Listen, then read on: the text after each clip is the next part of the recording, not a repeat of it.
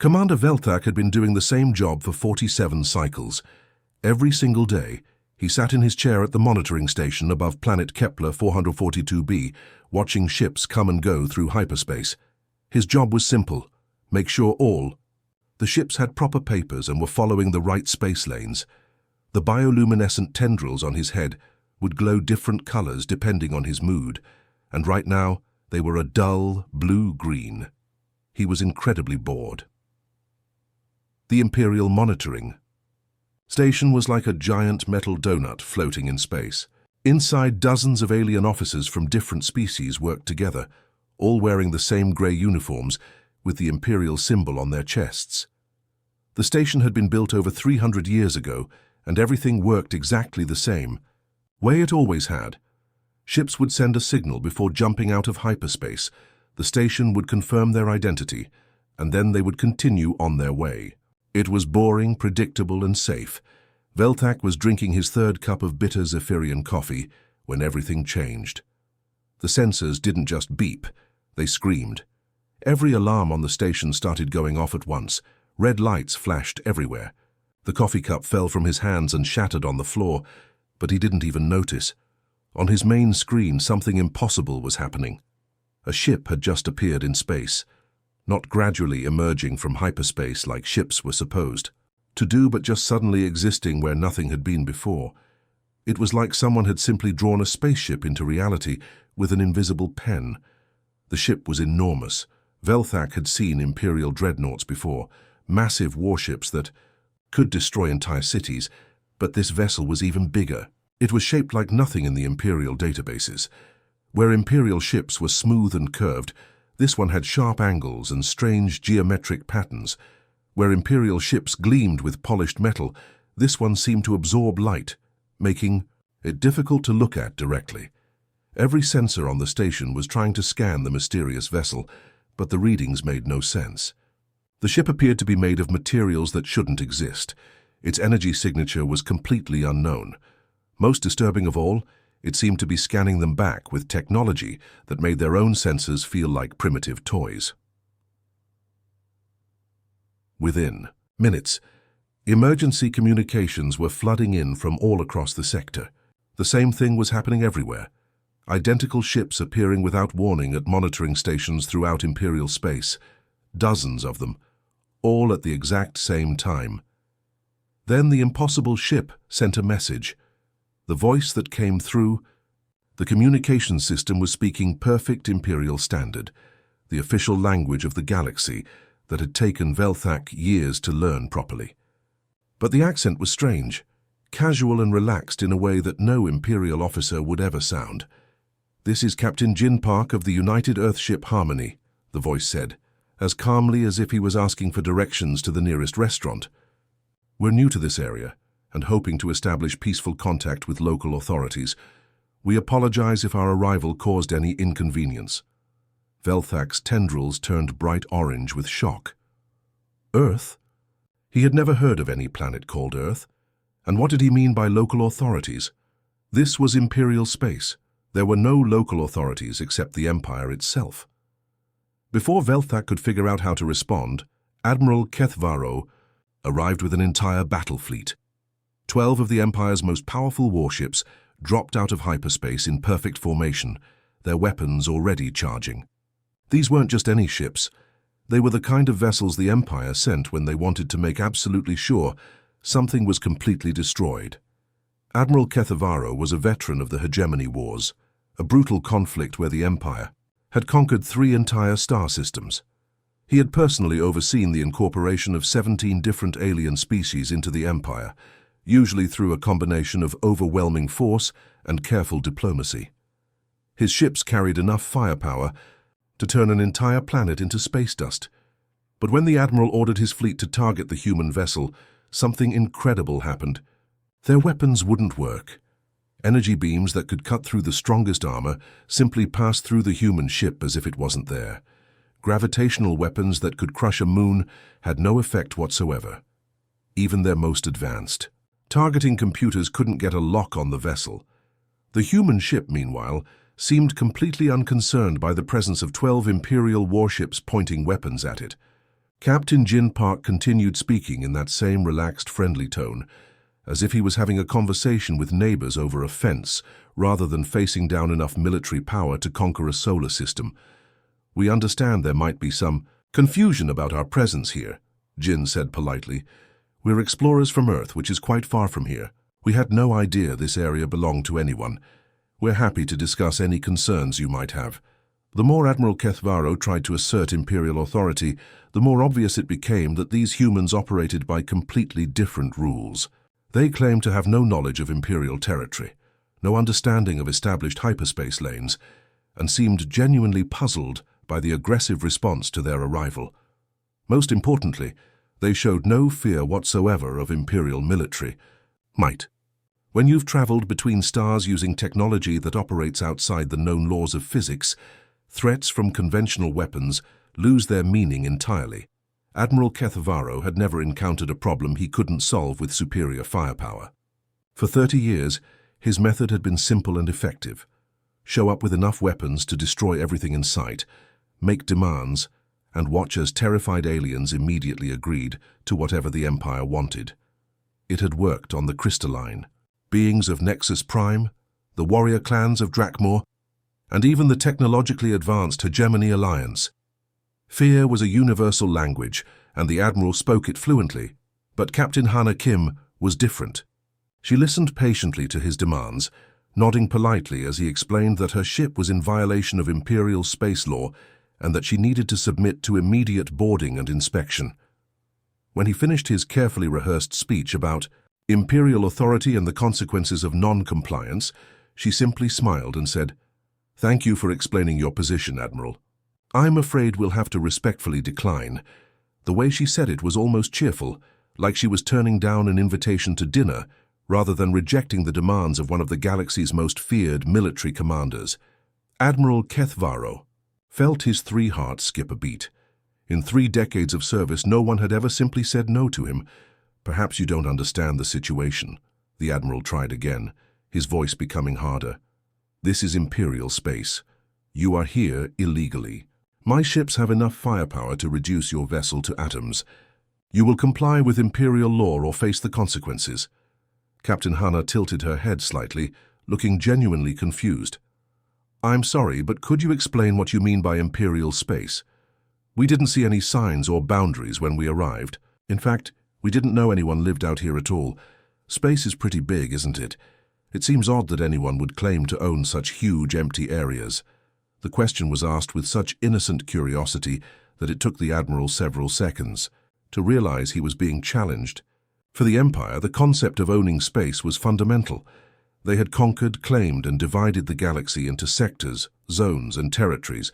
But when this human asked about it so simply, it suddenly seemed questionable. Dr. Minho Lee, the ship's xenobiologist, made things even worse. He appeared on the communication screen next to Captain Hana, practically bouncing with excitement. "This is absolutely fascinating," he said, his eyes bright with genuine enthusiasm. "We've never encountered such a diverse collection of species working together before. Would it be possible to arrange some kind of cultural exchange?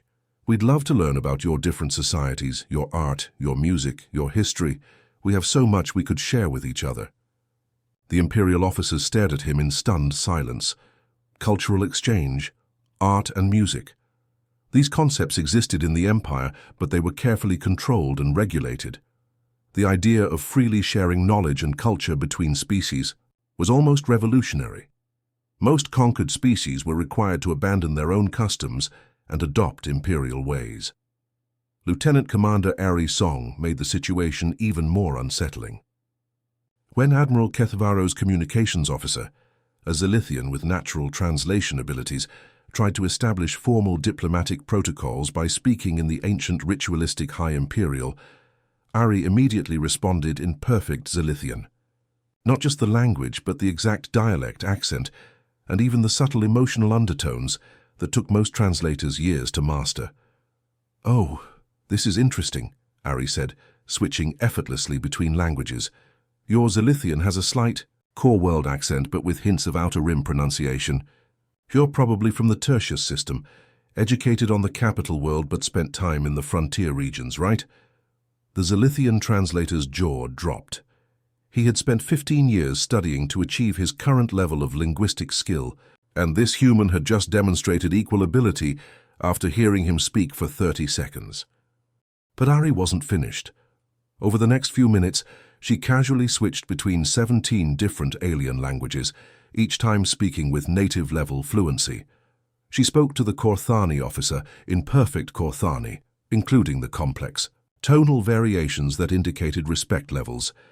She addressed the Vesperian engineer in technical Vesperian, using specialized terminology that only trained professionals knew. Most shocking of all, she spoke to Admiral Keithavaro himself in classical Thrakari, the ancient ceremonial language of his own species that was supposedly known only to high-ranking nobles. "How is this possible?" the Admiral demanded. "These languages take decades to learn properly. Some of them are classified military codes." Ari shrugged casually. "Oh, we have pretty good translation protocols. Once you understand the basic patterns of how intelligent species develop language, it's not too hard to figure out the rules. Every species follows similar logical structures, just with different sounds and symbols." She made it sound like learning. Alien languages was as simple as following a recipe for baking bread. Imperial linguists who had spent their entire careers mastering single languages felt their life's work suddenly seem primitive and inefficient. The humans continued asking innocent questions that exposed uncomfortable truths about how the Empire actually operated. When Captain Hana wondered aloud why so many species seemed afraid of Imperial representatives, or why conquered worlds had to give up their natural resources, or why some species were considered higher class than others, the Imperial officers found themselves struggling to provide answers that didn't sound like simple bullying. Most frustrating of all was the humans' complete lack of fear. They treated the Imperial fleet like a mildly interesting tourist attraction rather than a deadly threat. When Admiral Keithavaro reminded them that his weapons could destroy their ship, Dr. Minho actually asked if he could take some sensor readings of the weapon systems for research purposes. "We've never seen gravitational beam weapons before," he explained enthusiastically. "The engineering must be fascinating. How do you generate coherent gravitational fields at that scale? We'd love to understand the principles involved."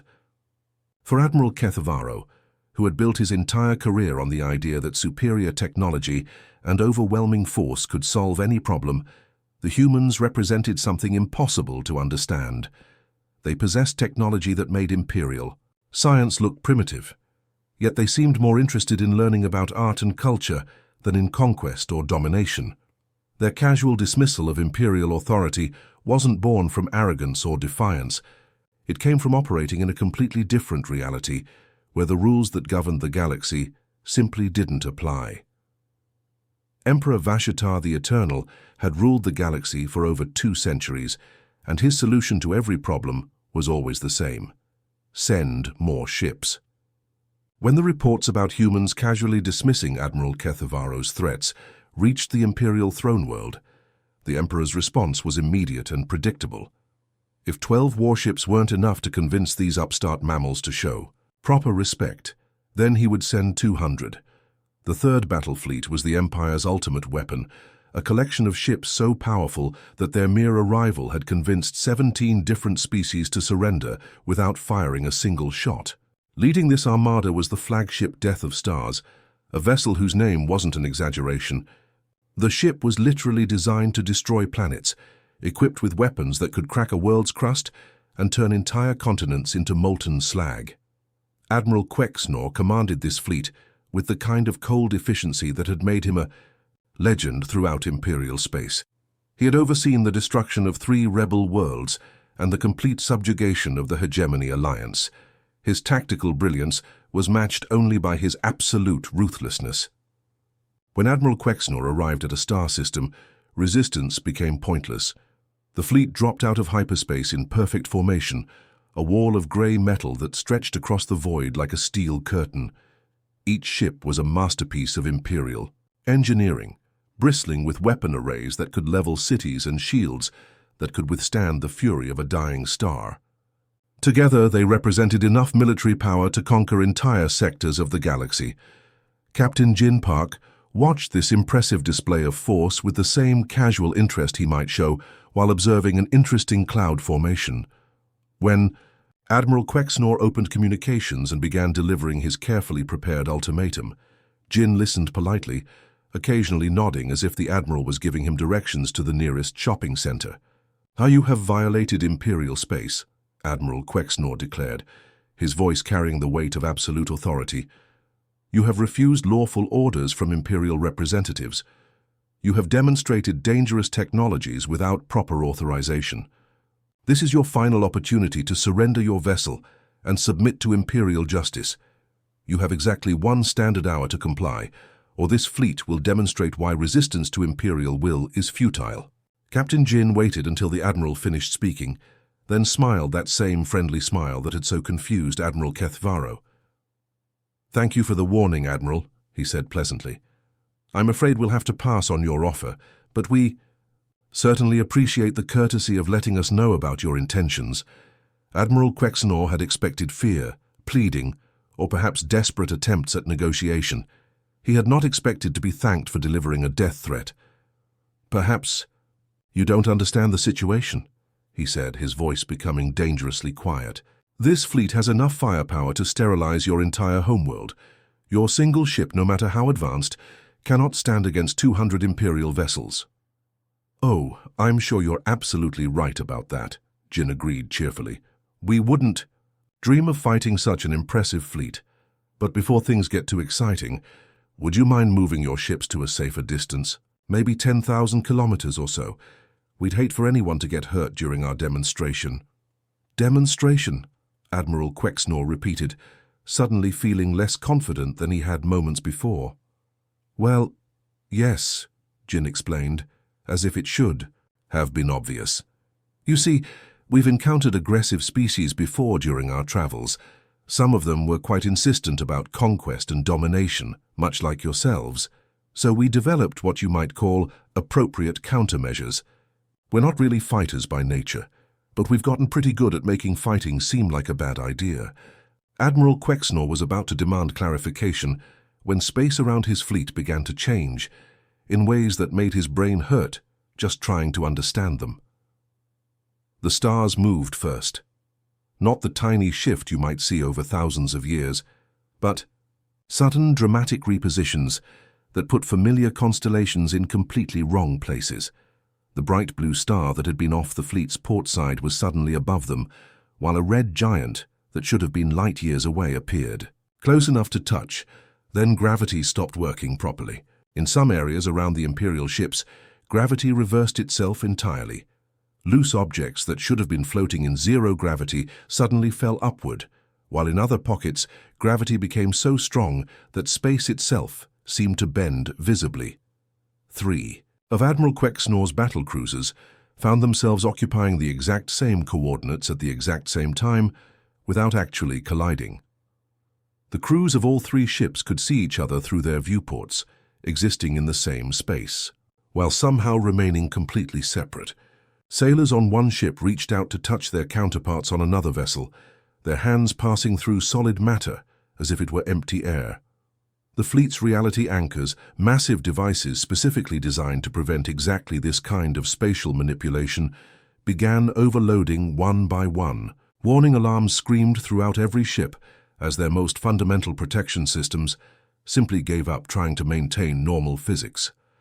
On the flagship's bridge, Admiral Quexnor watched his tactical displays show enemy positions that existed in the past, present, and several different possible futures all at the same time. His targeting computers couldn't lock onto the human vessel because it appeared to be in 17 different places simultaneously, while also somehow not being there at all. Time itself became unreliable. Some crew members experienced events in slow motion, while others found themselves moving so fast that their thoughts couldn't keep up. Cause and effect became negotiable concepts as effects preceded their causes, and actions produced results that had happened before they were performed. The demonstration lasted exactly 30 seconds. When normal space suddenly reasserted itself, the Imperial fleet found itself completely unchanged. No damage, no casualties, no permanent effects. But every ship's computer core now contained detailed technical specifications for technologies that shouldn't exist. Blueprints for devices that operated on principles Imperial science couldn't understand. Along with these impossible schematics was a simple message that appeared on every screen in the fleet. Humanity offers friendship and cooperation to all species willing to coexist peacefully. Those who prefer conquest and domination may find that the universe is much larger, stranger, and more dangerous than they previously believed. We hope you'll choose friendship. Admiral Quexnor stared at his screens in stunned silence. His proud fleet, the ultimate expression of Imperial power, had been reduced to helpless observers while humans casually rewrote the fundamental laws of physics around them. For 30 seconds, his ships had existed in a reality where their weapons were meaningless, their shields irrelevant, and their tactical superiority completely imaginary. The message was clear. Humanity wasn't threatening the Empire because they didn't need to. They had moved so far beyond conventional military power that Imperial fleets were no more threatening than children throwing rocks at a battleship. The recording of Admiral Quexenor's fleet being casually toyed with by the humans spread across the galaxy like wildfire. Within hours, every major world had seen the footage of Imperial warships helplessly watching as reality itself bent around them. The video showed the mighty Death of Stars floating uselessly in space, while 3 battle cruisers occupied the same coordinates without touching, their crews staring at each other through impossible physics. The impact was immediate and devastating to Imperial authority. For over 1,000 years, the Empire had maintained control through one simple principle. They had the biggest guns and the strongest ships. Every species in the galaxy knew that rebellion meant facing the Imperial fleet, and facing the Imperial fleet meant death or slavery. But now, everyone had seen those same feared warships reduced to confused spectators, while humans rewrote the laws of physics around them. On the industrial world of Mechanus Prime, the Krolix Assembly held an emergency meeting. These insectoid beings had been planning a rebellion against Imperial rule for decades, but had never dared to act because they knew their plasma cannons and missile batteries couldn't penetrate Imperial shields. Now, as they watched the recordings of Imperial weapons passing harmlessly through human ships, they began to wonder if their own military technology might be just as useless. If the humans can make Imperial energy weapons ineffective, clicked General Zixithara, her mandibles chattering with excitement, then perhaps our plasma cannons are not as weak as we believed. Perhaps the Empire's shields are not as strong as they claimed. The idea spread rapidly through the Krolix military command. Maybe the Empire had been lying about their technological superiority all along. Maybe the gap between Imperial technology and everyone else's wasn't as vast as they had been told. If humans could make Imperial fleets look helpless, what did that say about the Empire's claims of invincibility? Similar conversations were happening on hundreds of worlds throughout Imperial space. The Vesperian mining colonies, who had been forced to ship 90% of their rare metals to Imperial worlds for centuries, began asking why they needed Imperial protection if there were beings out there who could protect themselves so easily. The Zilithian agricultural worlds wondered why they were required to feed the Empire's armies, when clearly those armies weren't as powerful as advertised. Most disturbing of all were the questions being asked by the slave species. On worlds where entire populations had been conquered and forced into labor, beings who had never been allowed to own property or make decisions for themselves began wondering about the humans' casual mention of peaceful coexistence. The recording showed humans treating Imperial officers as equals, speaking to them politely, rather than giving orders or making threats. A Dracmorian slave named Kethmos, who had spent his entire life mining crystals on an Imperial factory world, managed to see the recordings on a smuggled datapad. "They treat the Empire's leaders like people," he whispered to his fellow workers. "Not as masters or gods, just as people. And they're not afraid of them at all." This was revolutionary thinking. For generations, conquered species had been taught that the Empire represented the highest form of civilization possible.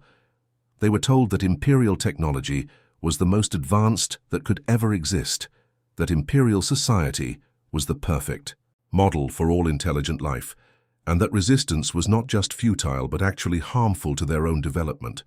But the humans had shown that none of this was true. There were clearly more advanced technologies than imperial science.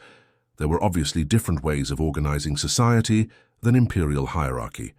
And most importantly, the Empire could be challenged without automatic destruction following Dr. Tae Choi, meanwhile, was making discoveries that would shake the foundations of galactic history. As the lead xenoarchaeologist aboard the human research vessel Discovery, she had been conducting detailed surveys of ancient ruins throughout imperial space. What she found painted a very different picture of galactic development than what imperial historians taught. These civilizations were incredibly advanced, she explained to her research team, while examining crystal formations on a supposedly primitive world. Look at these energy readings.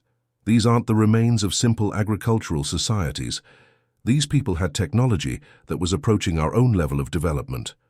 The more sites Dr. Choi examined, the clearer the pattern became. The galaxy had once been home to dozens of highly advanced civilizations. Their ruins could be found on worlds throughout imperial space, always showing signs of sudden, violent destruction. Advanced cities had been leveled, sophisticated technology had been systematically destroyed, and entire populations had simply vanished. The imperial historical records claimed these worlds had been empty when the Empire found them or inhabited by primitive species who had gladly accepted imperial civilization. But the archaeological evidence told a completely different story. These had been thriving, advanced societies that had been deliberately eliminated. When Commander Seo Park was invited to address the Council of Species, the galaxy's ruling body that hadn't met in over 2 centuries, her presentation shocked even the most cynical politicians. She stood before representatives from 47 member worlds and calmly presented evidence that their entire understanding of galactic history was wrong. The Empire didn't expand by conquering primitive worlds, she explained, her voice carrying clearly through the vast council chamber. The Empire expanded by systematically destroying any civilization that might pose a technological threat. What you call the Great Expansion was actually the Great Elimination. Her evidence was overwhelming. Satellite imagery showing massive weapons impacts on supposedly uninhabited worlds. Genetic analysis proving that the Empire's primitive, local populations were actually the survivors of highly advanced societies. Most damning of all, she presented imperial military records that had been classified for centuries, documents that explicitly discussed the elimination of technological threats and the prevention of competitive development. The implications were staggering. The Empire hadn't represented the pinnacle of galactic civilization, it had represented its deliberate destruction. For over 1,000 years, imperial policy had been to find advanced civilizations and eliminate them before they could develop technologies that might challenge imperial supremacy. The council chamber fell silent as the full meaning of Dr. Park's presentation sank in. Every species represented in that room had ancestors who might have achieved incredible technological advancement if the Empire hadn't systematically destroyed anyone who got too close to competing with imperial science. The galaxy was once home to dozens of civilizations, as advanced as the Empire itself, Commander Park concluded. Some may have been even more advanced. They were eliminated not because they were threats to galactic peace, but because they were threats to imperial dominance. The Empire didn't conquer the galaxy, it lobotomized it. The recording of her presentation spread even faster than the footage of the Third Fleet's humiliation. Across the galaxy, species that had spent centuries believing they were inherently inferior to imperial civilization, suddenly realized they had been deliberately kept primitive. The Empire hadn't lifted them up from savagery. It had pushed them down from potential greatness. Revolution was no longer just possible, it had become inevitable. 6 months after Captain Jin Park first appeared in imperial space, the galaxy had transformed in ways that nobody could have predicted. The Galactic Empire, which had ruled over thousands of worlds for over a millennium, didn't collapse through war or revolution. Instead, it simply became irrelevant, like an old government building that everyone stopped visiting until it was eventually forgotten. The change started small. Human ships began appearing at worlds throughout what used to be Imperial space, but instead of making demands or establishing military bases, they offered help. Not the kind of help the Empire used to provide, where assistance came with strict conditions and permanent obligations, but genuine assistance with no strings attached.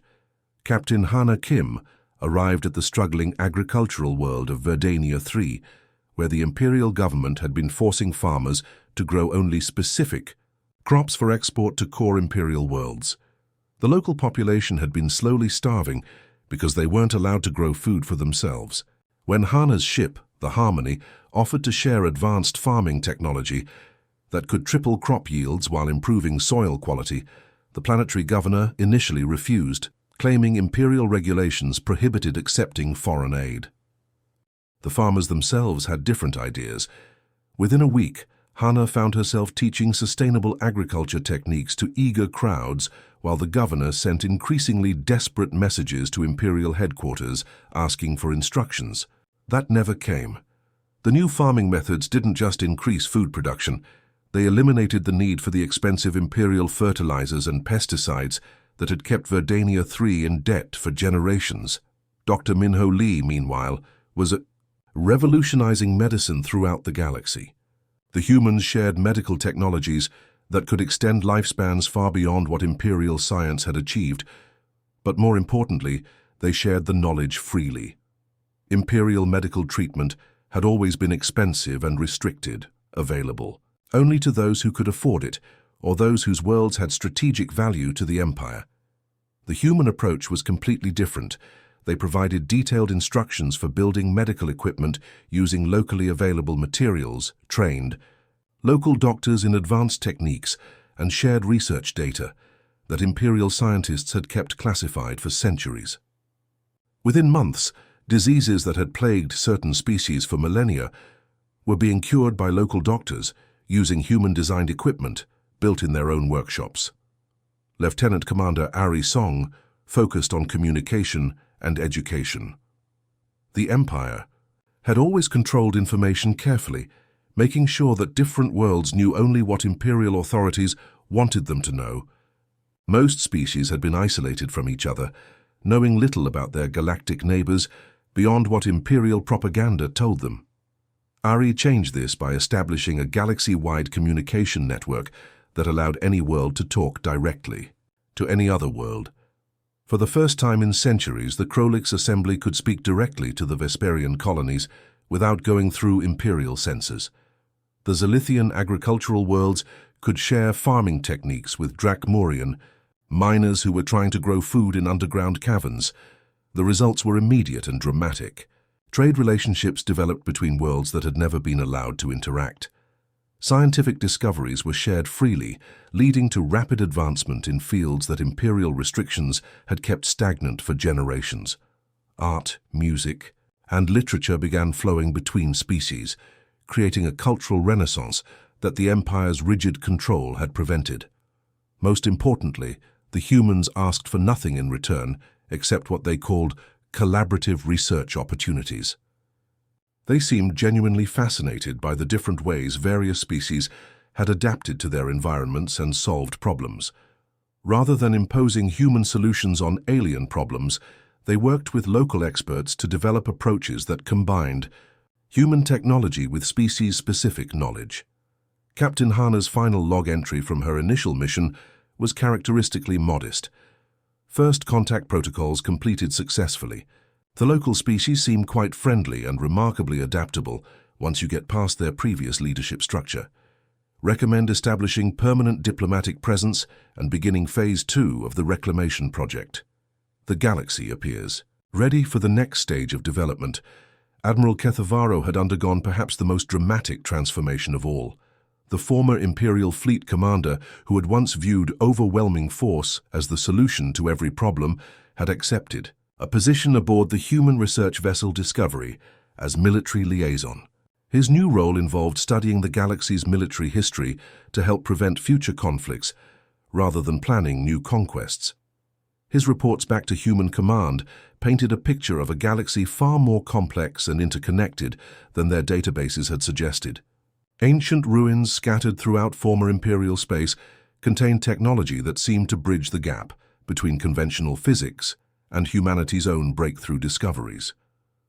Some of the most interesting sites appeared to be research facilities, where long-dead civilizations had been working on problems similar to those that had led to humanity's technological advancement.